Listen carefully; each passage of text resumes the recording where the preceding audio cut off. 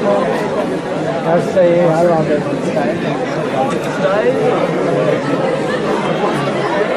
Hello hello गलती से पानी लगती hello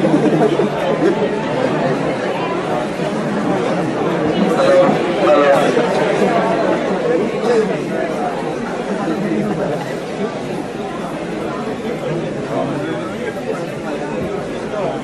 Shit.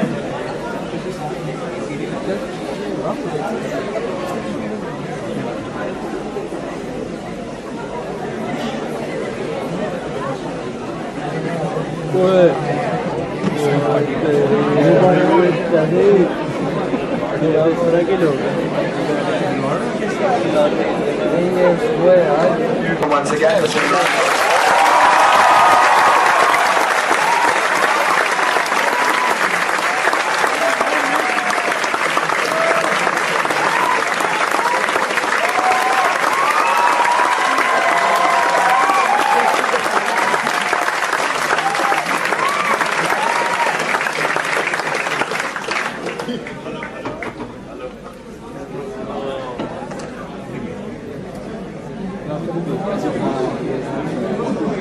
Hello. Well, first of all, let me apologize for coming late.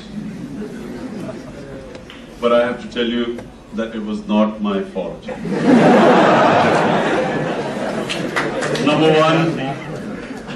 Number one, we were told that the time was 5:30. And I would have been here at 5:30, but for the news that, and let me congratulate you all on emergency being imposed on us. So this thing about December debate is a bit premature. About our manifestos, because the general is determined to stay in power every which way.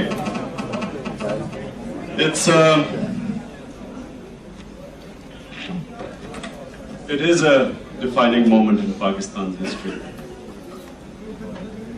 Defining moment in more than one way.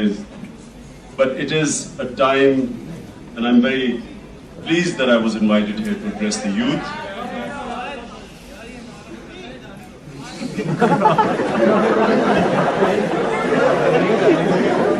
I repeat, I'm very pleased that I have been asked here to address the youth.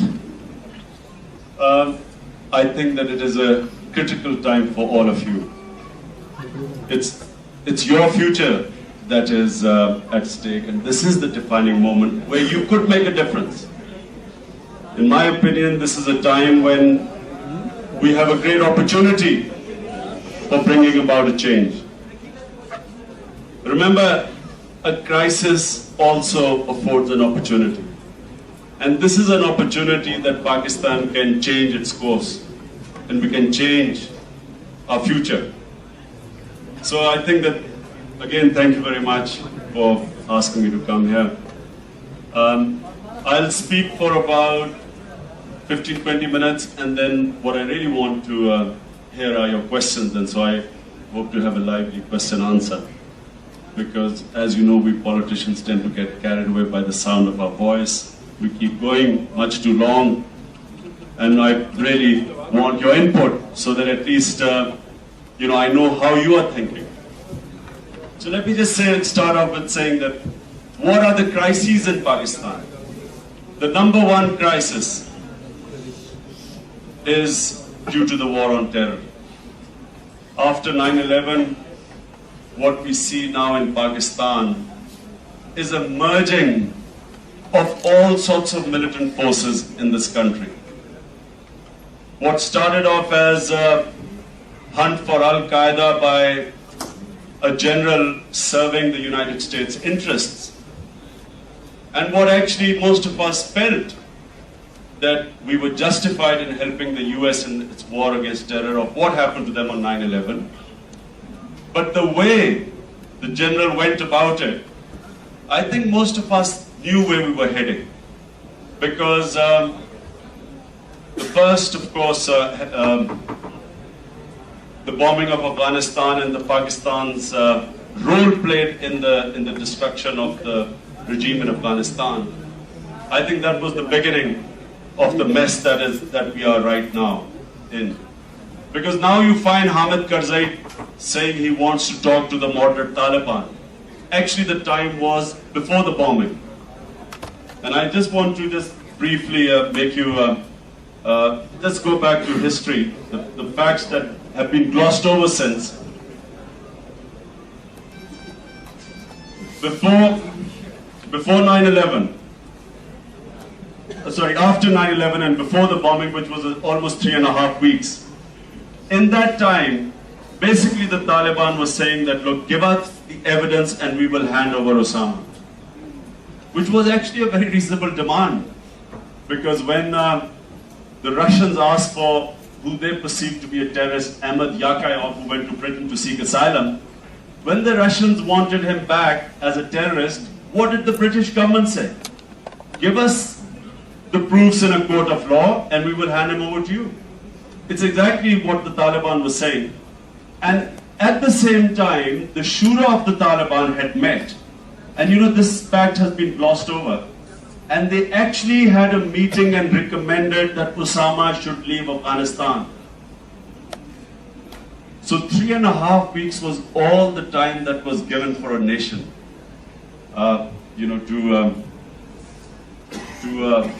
give up what was at that time. What they were asking is that prove that he's a terrorist and we will give him to you. So once the bombing started, once that regime was destroyed, all sorts of forces were let loose, which is why it's important to understand that to know the mess we are in right now. The only way you win a war against terror, this is the most critical thing, you can only win a war on terror if the people from within whom the terrorists operate from also perceive them to be terrorists. If they perceive them to become freedom fighters, heroes, martyrs, the war is lost. History tells us that every time, once a freedom movement starts, which becomes popular amongst the people, it's impossible, because what happens is that the more people you kill, the more people join the terrorists. And this is exactly what happened. What the 9/11 terrorists never expected was that George Bush would play so well in their hands as he has done now. What we are seeing now is that, first of all, you saw the Taliban movement grow. And why did it grow? Because the Americans did not want to lose troops as they are losing in Iraq. So basically they relied on aerial bombing. And as we all know, bombs do not discriminate between terrorists, women, children, innocent people. So as the bombing increased in Afghanistan, the Taliban found a great opportunity to have a resurgence. Because in the Afghan ethos, there are two things in the Pashtun culture which has made them resist every invader from Alexander downwards. Number one is that the Pashtun society is very democratic. And because they are democratic, they have never known slavery as has been by the people of the subcontinent in the feudal culture. So basically all along this Pashtun belt, they have valued their freedom because of the peculiar system of their devolved democracy, which every village basically makes up its own decisions. So therefore, that's one of the main reasons they have resisted conquerors from time immemorial. We all know that the Mughals suffered one of their biggest defeats at Ali Masjid. We know that the Sikhs eventually were beaten there in Jamrud, where Hari Singh died after a long struggle. We know that the 80-year-old history of the British, we know that throughout the 80 years, the highest number of British troops in the 200-year rule of the British Raj, highest number of British troops died in the tribal area, specifically Waziristan.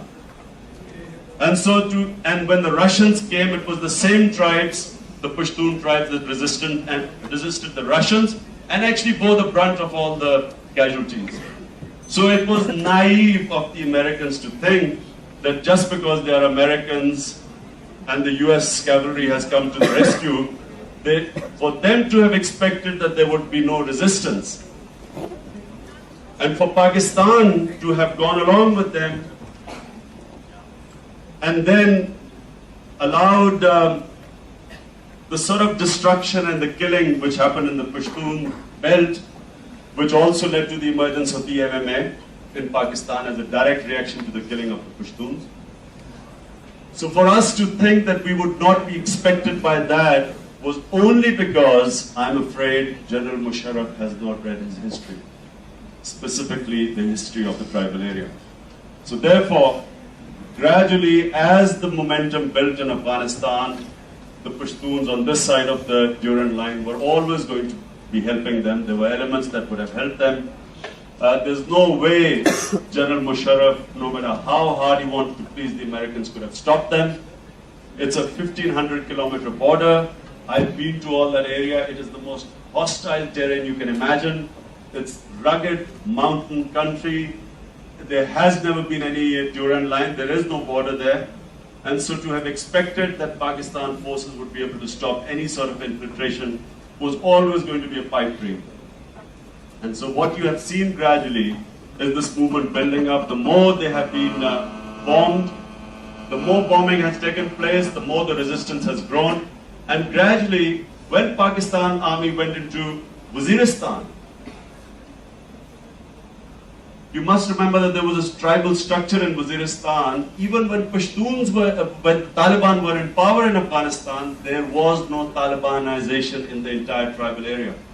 Waziristan had its own structure. So gradually what you saw was, as the Pakistani army, and specifically when the Americans would bomb through these drones, innocent people started getting killed. More and more people, in order to seek revenge, which is the other trait of the Pashtun, that they seek revenge. Whenever someone got killed in a tribe, in a village, more or less the whole village would go to the other side, or the young men specifically.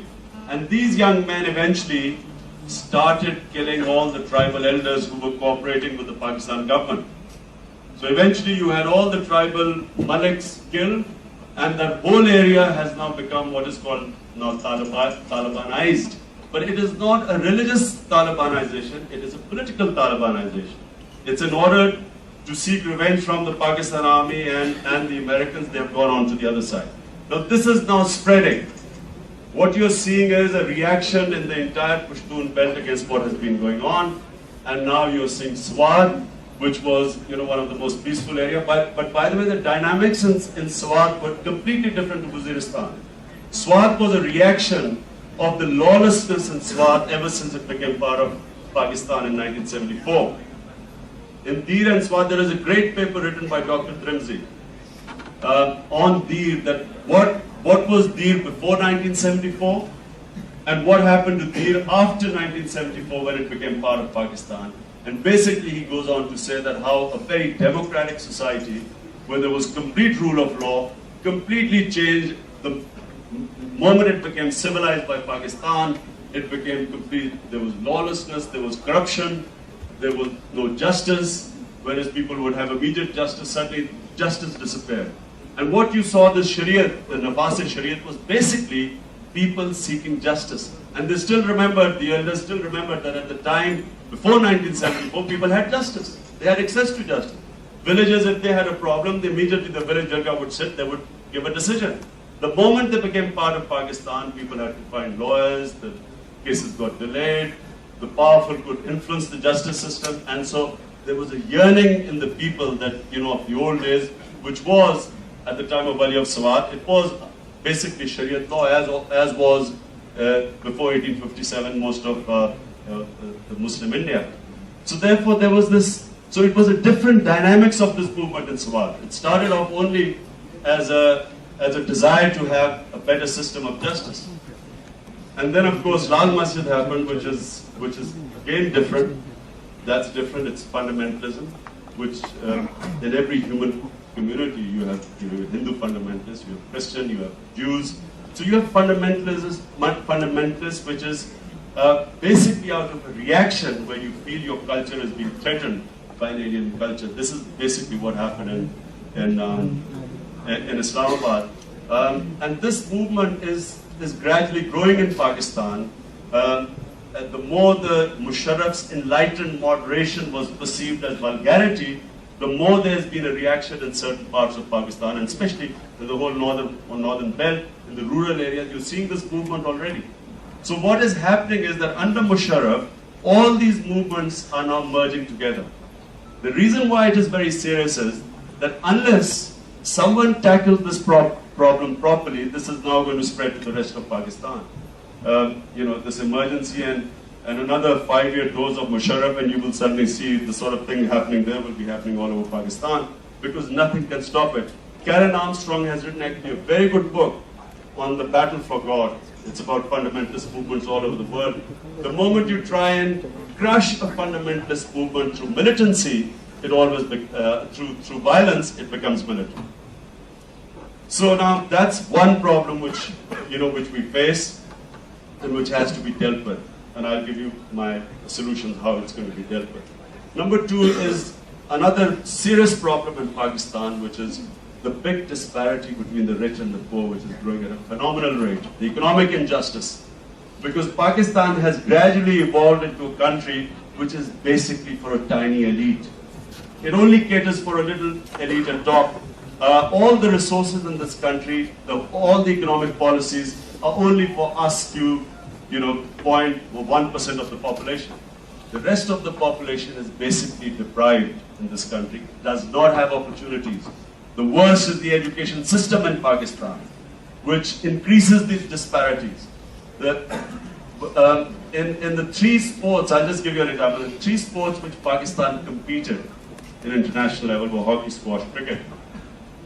In all these three sports, the main talent always came from the lower middle classes. When I was at HSN, had the best sports facilities, best grounds, we had coaches, everything, but boys from HSN could not compete with the boys who were coming from Minto Park, from playing in the street cricket. They were they just could not compete with the sort of hunger and drive of players which come from the lower background. Similarly, in Pakistan, when the system of education, which really was intact more or less in 1970, the colonial education system, the government schools provided the best intellectuals of Pakistan. It was not us, HSN and other schools, but it was the government schools then, because they were the people who had the greatest hunger to move up, to improve themselves. Now in Pakistan, we have actually made a ceiling, a barrier for these people. We do not allow them to come up. The education system actually does not allow the people, the mass talent in Pakistan to actually come up. And this is the biggest injustice in this country. And we, the privileged people sitting here, should speak out against it. Because this is unsustainable. Eventually this will bring the whole country down. Remember, 100 million Pakistanis are below the age of 25. This in itself, if we educate them, if we spend money on them, if we develop our human beings, this becomes an asset. If we leave them as they are, this is going to destroy Pakistan eventually. Remember Pakistan, in 1965, there was this Swedish Nobel Prize winner. In 1965, he wrote a book in which he, on the whole of Asia, where he says, in 1965, that Pakistan was the country, the current Pakistan, West Pakistan, was the country that would become the California of Asia. California meaning that in the US, the highest per capita being in California, he felt that this country, this area had the greatest potential in becoming the California of Asia. What went wrong is, number one, of course, we couldn't fix our political system. And as a result of that, not fixing the political system and not having public representation in government, voices not being in government, you had this lopsided system. But most importantly, by spending money on arms and not spending money on the human capital in this country, this is why we are in this state. And this particular system, rather than correcting this colonial system, synthesizing the syllabus, improving the government schools, what we have ended up doing is actually the worst of the system, where we've actually developed this English medium system, which, you know, not just that it's an elitist system, but also it makes us subservient to another culture. It has an inbuilt inferiority complex for us in it. It brings self-loathing in us.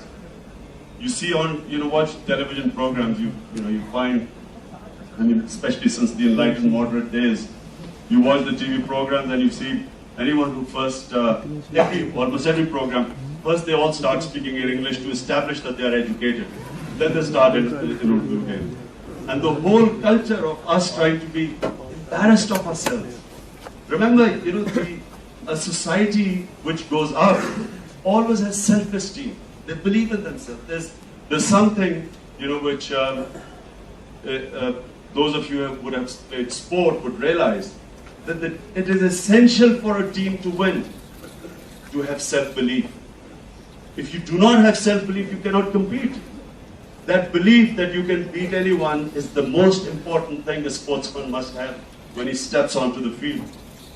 So when you have an elite in a country which all that self-esteem is destroyed by an education system which inherently tells you that you are inferior to another culture and civilization, how can you have creativity and originality coming out of that sort of system?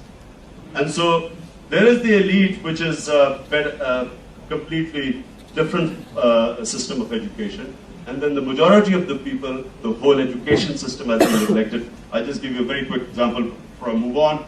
In Miyawali, when I did a survey, I found 70% of the government schools closed. That's out of 476 schools, 70% of the schools are closed.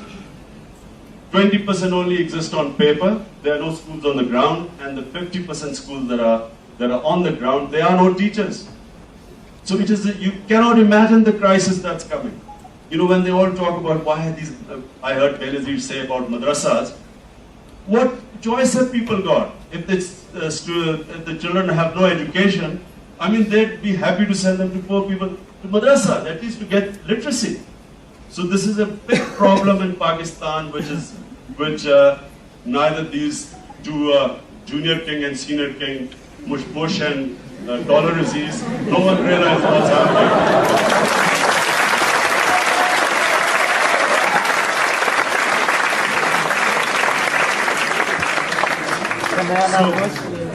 So then education. Number two is the taxation system, the economic policy. Now, in England, when I first went as an 18-year-old, the thing that struck me most was a welfare state. You could walk into a hospital, get free treatment. You could, go to a school. I was when I went, I had to spend 9 months to do my A-levels. So my club put me in this grammar school. Free education, quality education, free. Then, if you're an ordinary citizen and you have to go to court, you have legal aid. You're protected. They get a lawyer for you. If you are unemployed, you have unemployment benefits. The state looks after you until you get employed, which is what a welfare state is. Here in Pakistan, and the reason why that happens is that, of course, the rich pay taxes and the money is spent on the common people. The resource transfer is estimated in European countries is about 35. Every year, 35% of transfer from the rich to the poor people or common people. Even in the US, which is a capitalist country, there's about 16% money transferred from the rich to the masses for social security. In Pakistan, the poor subsidize the rich. 90% of taxes in Pakistan are indirect. 90% of taxes are indirect. But the worst thing this Shaukat Aziz did was that in 2000 January, he sent a letter to the IMF. I have the letter. He said, look, basically, I am your obedient servant. The previous government has been fudging figures. I want to tell you what the true figures are.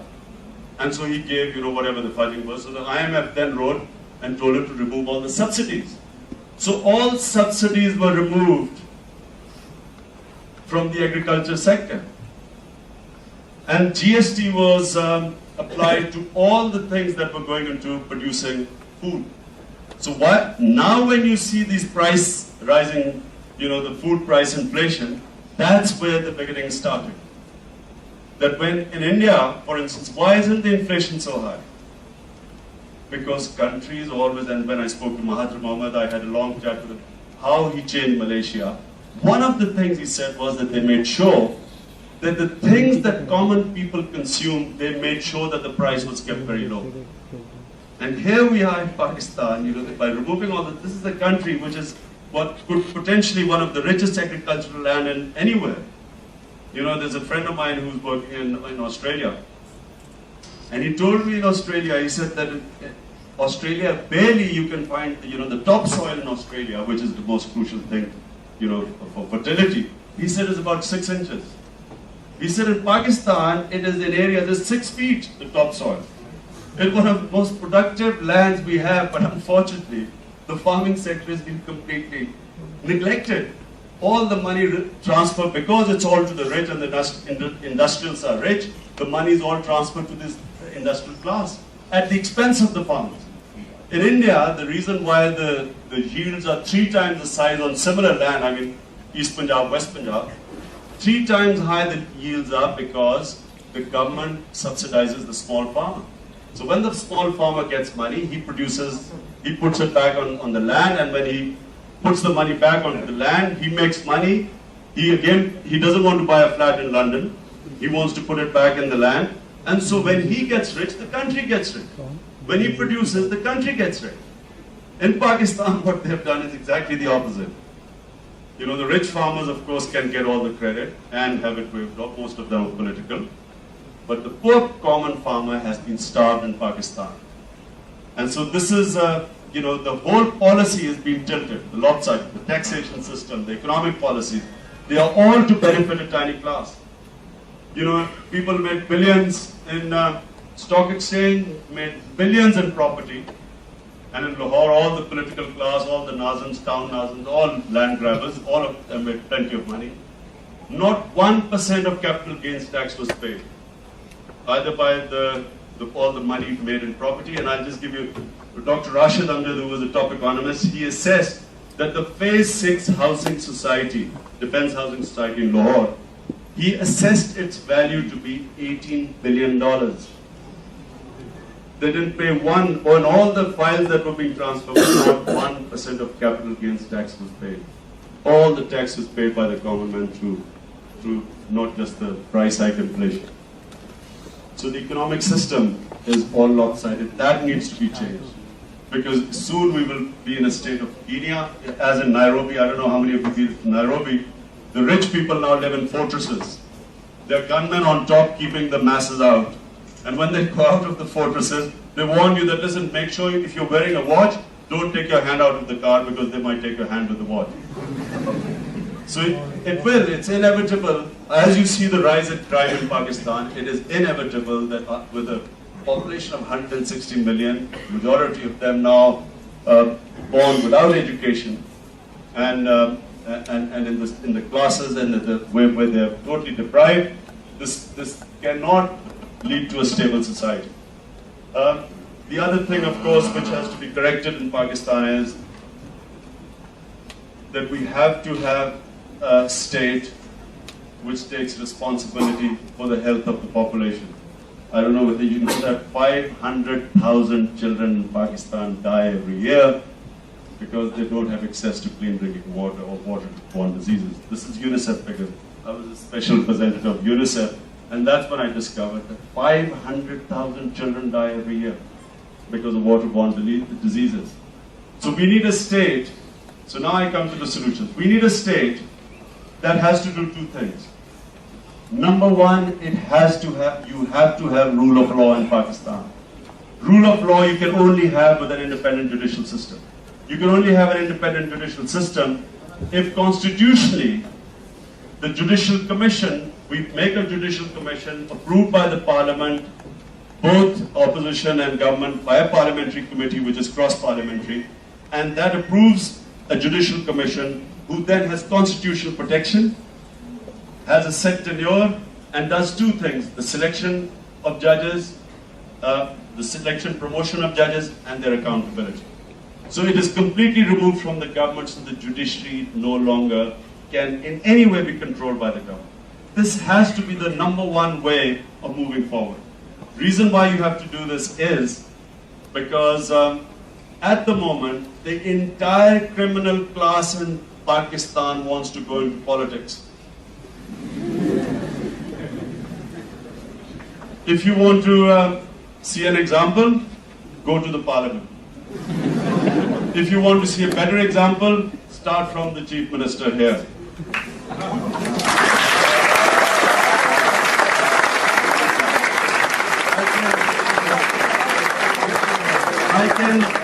I can give you in writing that his family is unique, that there is no crime in the book they have not committed.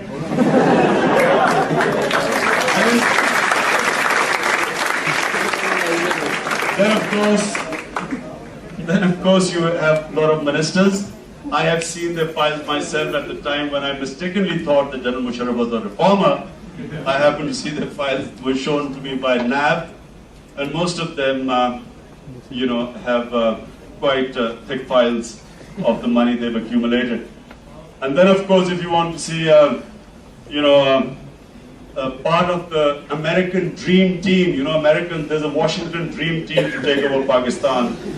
There's, of course, Musharraf, the military man, but moderate. Then there is the key word, remember, the key word is moderate. If you're moderate, all your sins are absolved. Then there is, of course, liberal Benazir.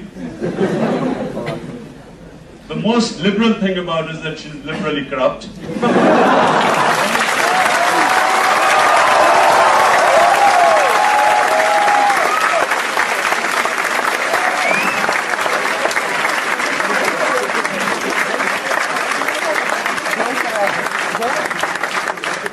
And then, of course, a part of the Washington dream team lives in London called Altaf.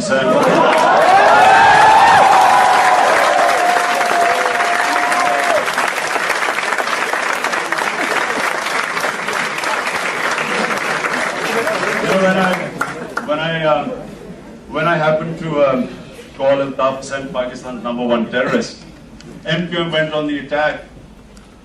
So they used everything. First of all, they threatened me, as they normally do. Then they changed tack because they suddenly realized that if they threatened me, anything happened to me, poor Altaf, I would get into trouble by Scotland Yard because I'd already gone to court. So they got a bit scared of that. Then they tried the other thing, blackmailing, which is another thing. Now with me, they found it difficult. Normally they've got a full secretariat of every political figure in Pakistan which they've got files on to blackmail them. So with me, they only ended up with poor old Sita White. As you know, she's not with us anymore, but that didn't stop them.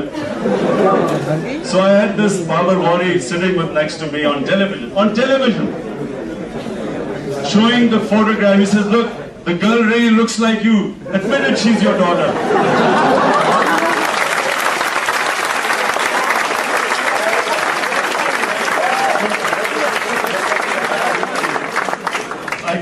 I was too embarrassed to say anything on television because everyone is watching. But afterwards I told Babar Wari, I said, look Babar, if just because she resembles me, if that's the criterion, I'll take you to any town in Africa, you'll find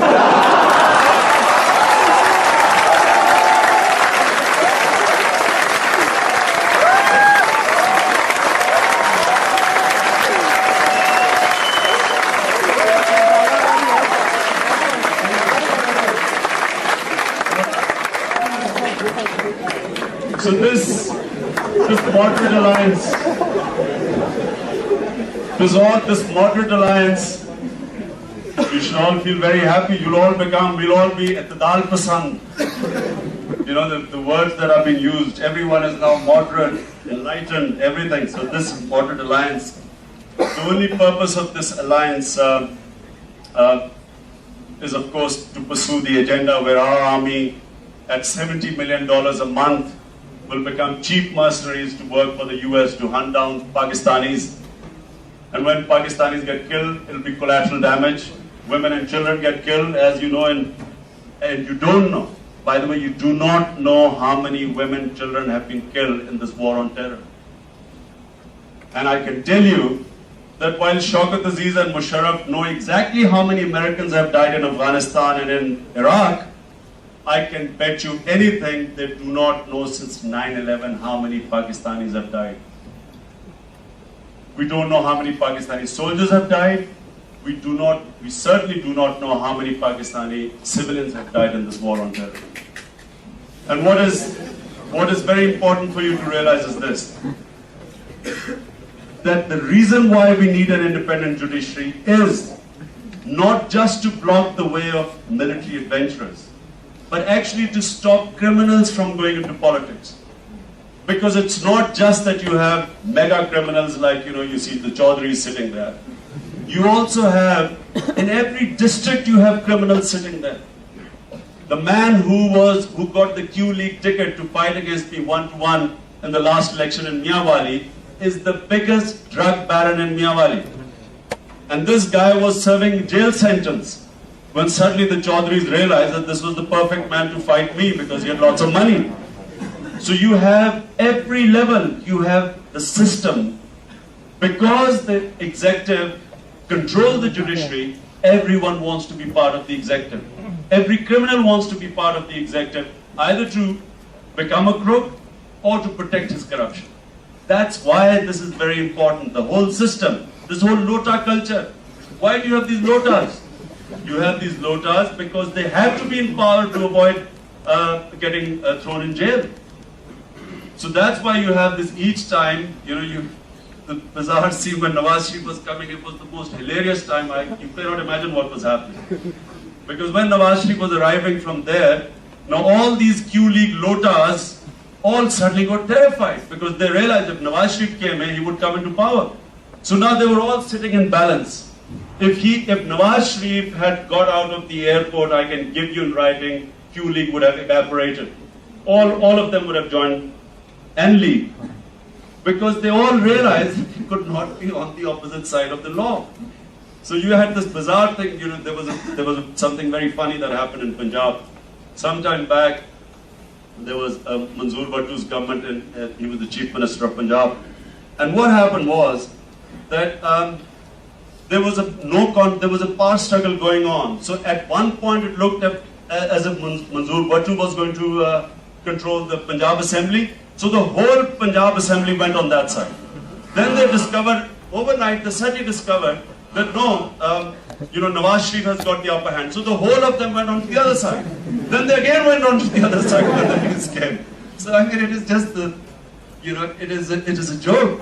How can you, as civilized people, just imagine, how can you expect this country to achieve its potential when these jokers are sitting on top? And you can only do it if you have an independent judicial system where they know that even if they are government, they can be prosecuted. That's the only way you can stop this nonsense from taking place. And that's why, remember one thing, number one thing is fixing the judicial system.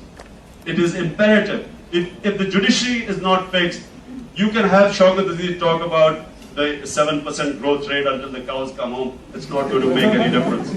The country has no future. It is going to become a failed state. So the critical thing is the judiciary. Number two is the education system. We have to have an education emergency in Pakistan. This is an emergency situation now. It is a catastrophe we are heading towards. It has to be dealt with at an emergency level. We have to have one syllabus in Pakistan. If Malaysia can do it, India can do it, Singapore can do it, why can't we do it? Why do we have to have this sort of bizarre system going on, which is creating schisms in our society, divisions? There's a cultural problem in Pakistan. You have Dini Madrasa, Urdu medium, English medium, all different cultures. And then you have differences in English medium education, which also, there. So we have to have one syllabus in Pakistan, education emergency. All our resources should be diverted towards education. You have to all these palaces, PM house, governor houses, president houses. All of them must become education institutions. All that money must, whoever is on top must lead an austere life. Give an example that, this is a poor country. Look at Shaukat Aziz. Would you think that this is a poor country the way you look at Shaukat Aziz, touring? You don't know, you don't know some of the things. General Musharraf goes to, now listen to this. General Musharraf goes to the US. Now he's gone to the US for an 18-day tour. He spends 2 crore rupees only on fashion shows. He takes models from here doing fashion shows in America. Have you ever heard anything more stupid like that? That's trying to promote our culture. This is our culture, fashion models going there. This is, unfortunately, this is the caliber of the man. Actually, you should have known the caliber of the man when he wrote that book in Line of Fire. I refused to read it only for one reason. The only reason I did not read it was because it was in non-fiction. If it was in fiction, I would have read it.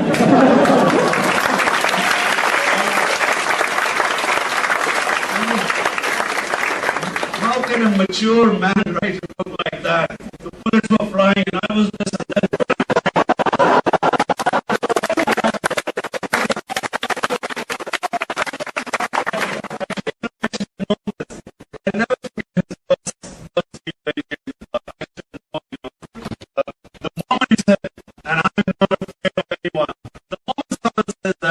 That the man is a coward.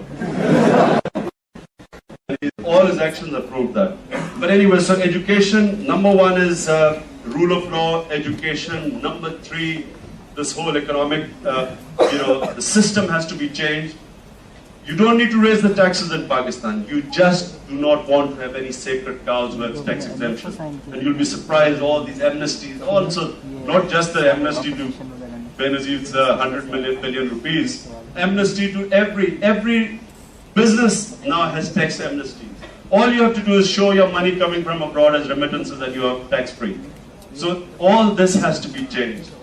You tax, not reasonable taxes, not high taxes, but make sure that everyone pays taxes. Who doesn't pay taxes, it goes straight to jail, like in the US. No one can, if you're caught in tax fraud, you go to jail. And you see how quickly the revenue rises in Pakistan. And the 4th thing is, we must also have an employment emergency. How to give employment to the people in the rural areas and in the urban areas. This was the key of Mahathir's revival of Malaysia. The specific plan was to provide employment to the people. And this has to be the key. How do we, and inshallah, whenever the emergency is lifted, when we present our manifesto to you, I guarantee you that we will have the most innovative ways of providing employment in Pakistan, because it is an emergency situation. Otherwise, you will find deteriorating situations. If you don't provide employment to young people in the rural areas, you will soon have these cities unsustainable, these huge cities with people with no facilities and people flocking to the main urban centers. So anyway, these are the 4 things I think which are critical. And the solution to this war on terror is this, that there is no way any Pakistani soldier should be in the tribal area. We should pull the soldiers back. We should ask the Americans that there is no military solution to this war on terror. If today there is a consensus in the United States that there is no military solution in Iraq, and if the Democrats are demanding a timetable for withdrawal of troops from Iraq, why are they not demanding the same thing in Afghanistan? Paddy Ashdown this UN rep was in Afghanistan. He categorically stated that there is no military solution in Afghanistan. So if there is no military solution, why are they not demanding a withdrawal of the troops? Because it is not American troops that are dying. It's Afghan troops and Afghan civilians, Pakistani troops and Pakistani civilians, cannon fodder that is being killed.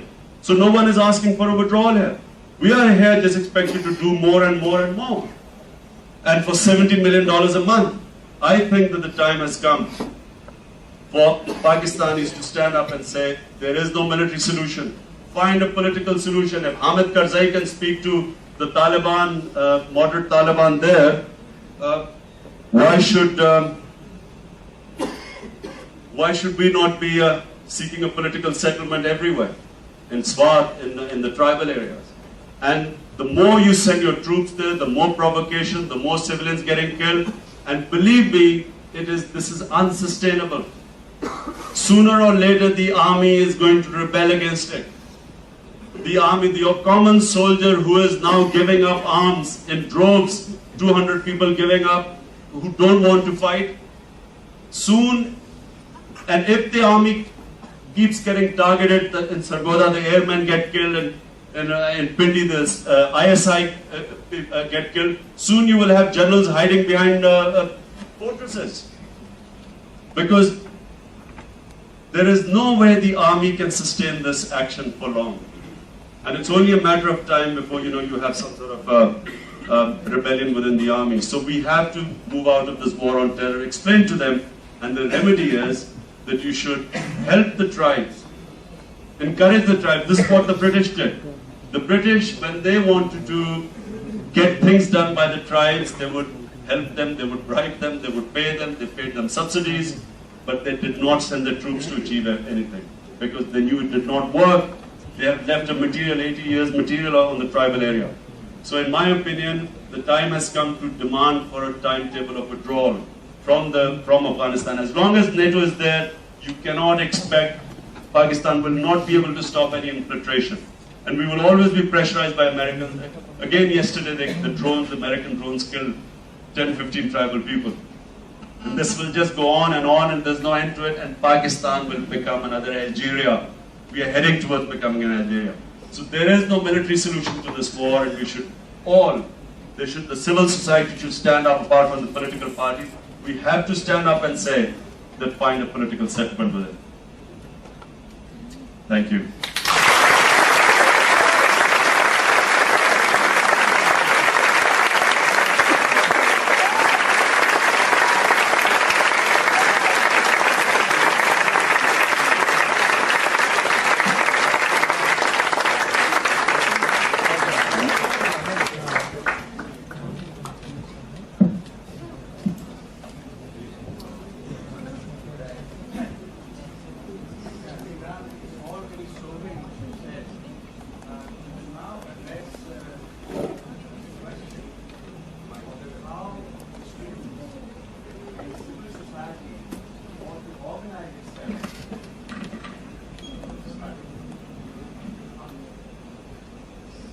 Well, the question is, how does the civil society and specifically the students organize themselves for the struggle? The short answer is join Tehreek Insaf.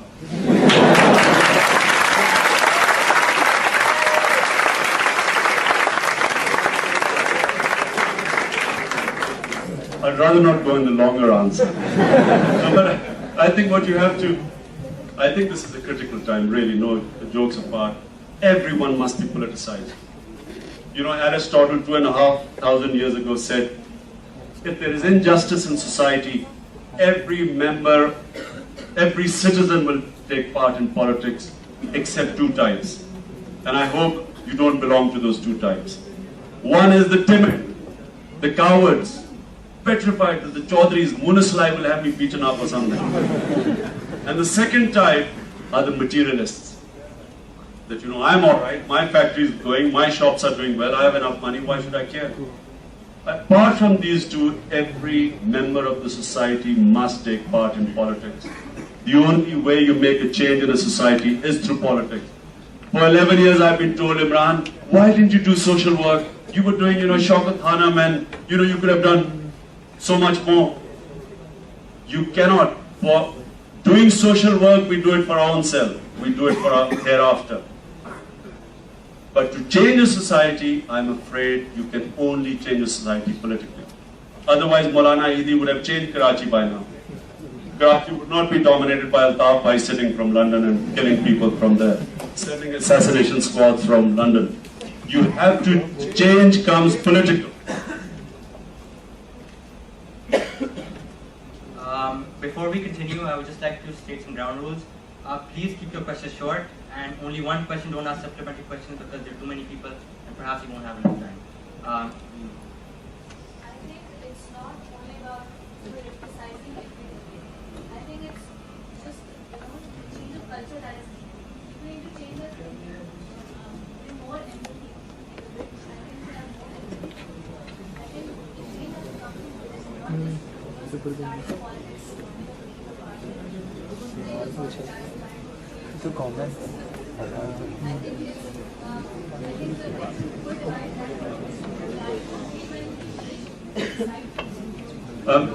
that the question is that, well, question comes statement is that change comes when we all decide we have empathy for the poor people, and if the rich decide to look after the poor, but how do you tell this to, tell me, now I can see you going and telling this to Chaudhry Parvez Ali that you're a very rich man, it's about time you started giving to the poor. By the way, he does that on the 7 billion rupees that have been spent on Chaudhry Parvez Ali so far. Have you seen on television? I mean, I don't know whether you, how can you not see it? If you see TV, you see his face there. And every time it's, ehsaas hona chahiye. Maybe he already has the empathy. I don't know. But unfortunately, this is not how the world works.